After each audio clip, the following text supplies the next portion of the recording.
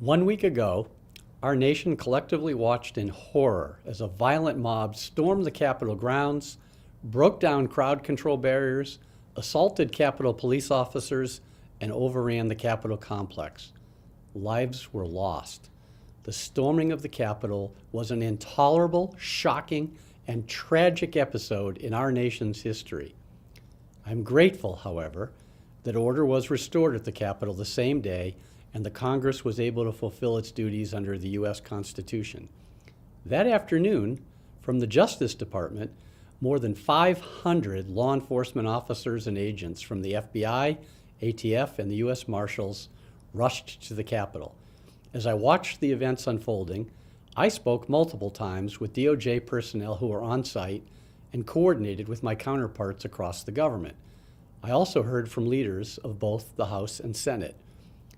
In addition, our agents worked with the Capitol Police and the Metropolitan Police, as well as the other federal, state, and local officers who responded on that day, to do several things. First, to neutralize improvised explosive devices, or IEDs. Second, to clear the mob from the Capitol. Third, to search every office for explosives and other dangers. And fourth, to return the chambers to Congress so they could discharge their duties. When Congress then completed its job of certifying the electors, our job at the Justice Department to hold the intruders accountable under the law was just getting started. Some charges were brought the very next day. Those efforts remain active and will continue until justice is done. In the last week, more than 70 individuals have been criminally charged. We've opened more than 170 investigations. The FBI has gathered more than 100,000 digital tips from the public, and there is a lot more to come. The wrongdoers will be held responsible. As we look ahead, we are also aware of other planned protests in and around the upcoming inauguration. The Department of Justice fully supports and will protect the exercise of constitutional rights. But I want to send a clear message to anyone contemplating violence, threats of violence, or other criminal conduct.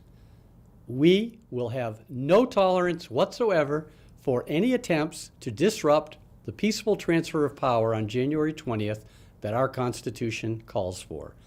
We will have no tolerance for any attempts to forcefully occupy government buildings. There will be no excuse for violence, vandalism, or any other form of lawlessness.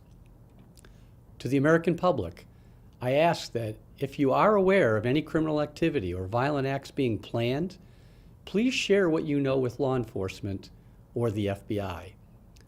Along with our other federal partners and local authorities, we will spare no resources in protecting public safety in the coming days. And everyone should understand one key thing. The Department of Justice will seek to hold any violators accountable to the fullest extent of the law. Any wrongdoers will be caught and they will be accountable.